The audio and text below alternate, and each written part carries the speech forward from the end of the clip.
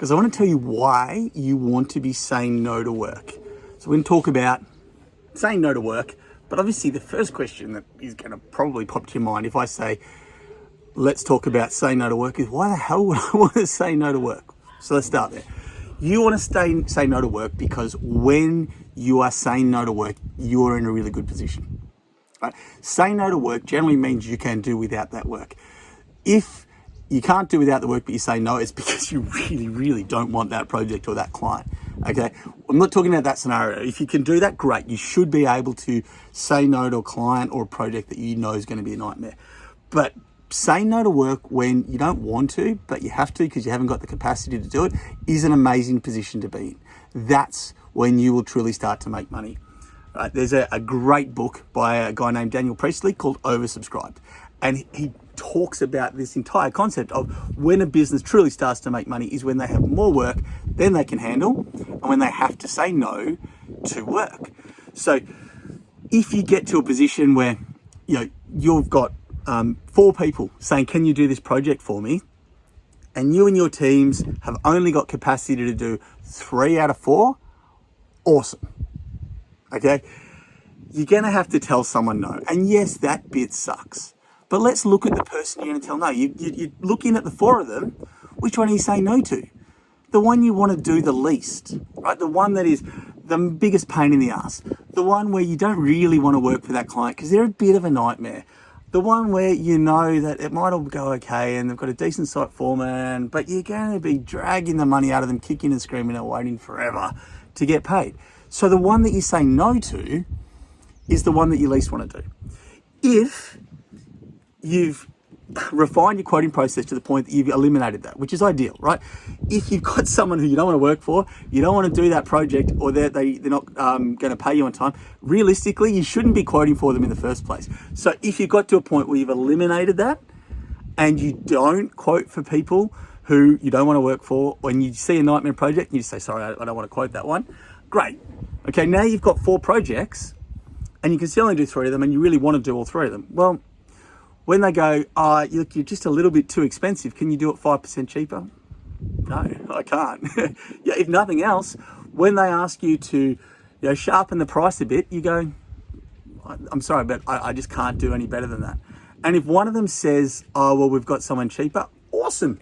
They've made your life easy. You don't have to have the shit conversation of, sorry, we can't do your project. You can say, look, sorry, we actually, we've got only capacity for this many, and we need to say no to one. So if it's too expensive for you, that actually makes our life easier because I don't have to say no to any of my clients, including you. And they'll go, oh, shit, we really want them. Let's pay the extra 5%, which is honestly probably a tactic anyway.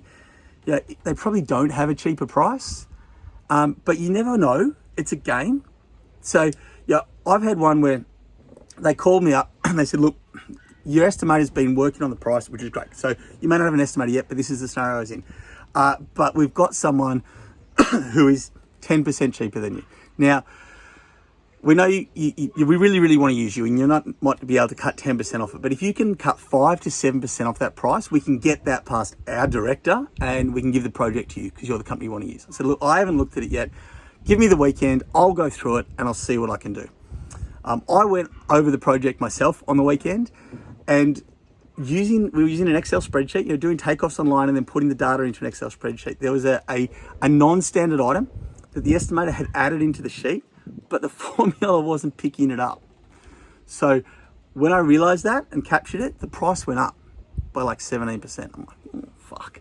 Now I cut that thing to the bone over the weekend, cut out every bit of fat I could, and it still went up by like 12%.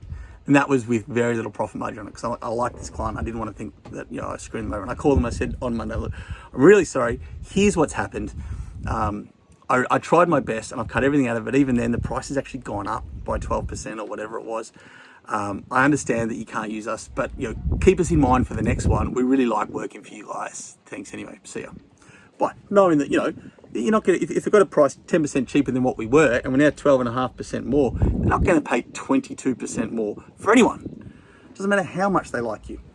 They called me back less than an hour later to say, you've got the job, right?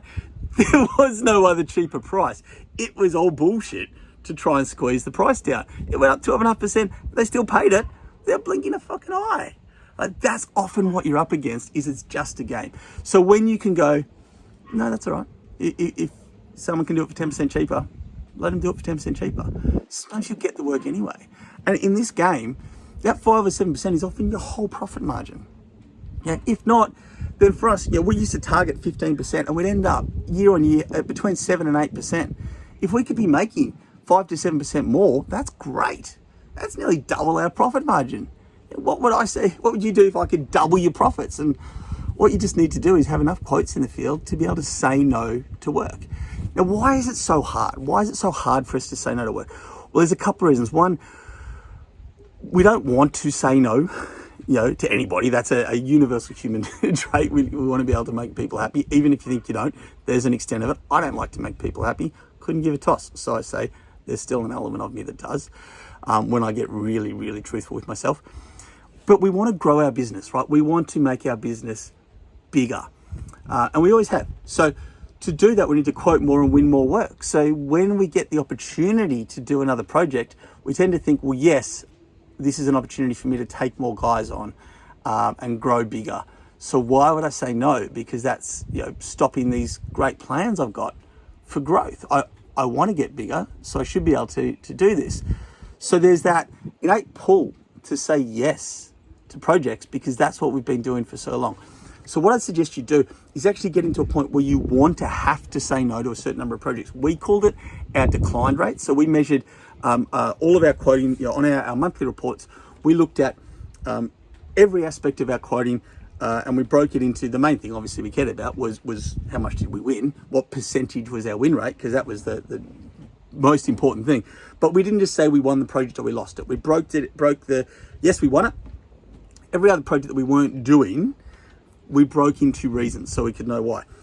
So some of them we just lost.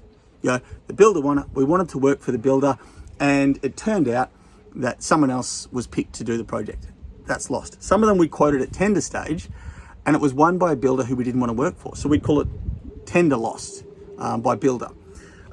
Some of them, the project didn't go ahead. The council said, oh, we're going to build this fantastic new library. And the architect said, yeah, it's going to cost you $7 million. And the cheapest price comes in at 20. And they're like, whoa, we haven't got that in the budget. So the project gets canned and it never goes ahead. And you get the same with people who be tire kickers. Oh, I want a deck built. I want, I want to do this extension. And then they see the price and they go, oh, it's just not on the cards for now. So the project, you lose it, but no one got awarded it because the project just got cancelled, right? The other one we had was declined. Declined was where they've said, we would like you to do this job. And we said, no, sorry, we do not have the capacity to do that job. Now, if you go right, for all of my projects, if you're winning, our win rate was, commercially was down at between 10 and 12% typically. When I was on the tools, just doing smaller domestic stuff, I was winning at about a third, 33% was my typical win rate. We might say, right, if that's 1 in 3 projects I win, then I want to have 10% of projects in total that I want to decline. So 30% of them I'm saying yes to, 10% of them I'm saying no to, that's 40%, 60% I lose, right? So that's 1 in 4 projects that I get awarded. I want to be saying, sorry, I just don't have the capacity to do that right now. Now, 1 in 4 may say, hi, you might go for 1 in 10. I don't know what it is for you, but I would suggest you set a number where you go, I want to, and you may not get there straight away, but if you have a target, a physical number of, I want to be saying no to this percentage, 1 in 4 projects, quarter of the projects I get offered, I want to be able to say no to. And then because you've set yourself a goal, you will try and achieve that. Human nature is, that's why goals are so amazing. If you set yourself a goal, your mind works to achieve it. How do I make sure that I pick 1 in 4 projects? And then when they come in and you go, which one am I going to say no to and how am I going to swing that? Yeah, and it can be average. It doesn't have to be, oh, but I need the work right now. That's fine. You might say no to 2 in a row and then none for 2 months. But once you've got it and you've got that target in mind, you will start to get better projects because the ones you say no to will be the ones you don't really want anyway. You honestly shouldn't have quoted them in the first place, or you quoted them thinking it was all right. Yeah. Ever had that gut feeling about a client? Like you quote it all seems happy days, and then as you're going through, you're like, and you're like, you let your mind talk your gut out of it, and it always goes pear-shaped. that never goes well. It never goes well. If you've got a bad feeling about it, don't do it. And you will have heard, the old builders who just work for, they do 2 or 3 homes, are on the tools themselves. Those are the ones I think of in this mindset, who will just, quote, and sometimes say no, and the clients get a linger and they're like, I just had a bad feeling about it. They never get a bad client because they trust their gut. I always found that really, really hard to do. But when it is, okay, I've got to meet a numbers target. Well, I'm good at hitting targets. I like succeeding at my goals. So once I've set myself a goal of saying no to 1 in 4 projects, it's a lot easier because I'm not saying no because I trust my gut. I'm saying no because I have to say no to one of them, and that's the one I pick. Don't know why, but gut feeling says it. Make sense? Cool. So try and get yourselves into a position where you can say no to work, because business and life will get a whole lot better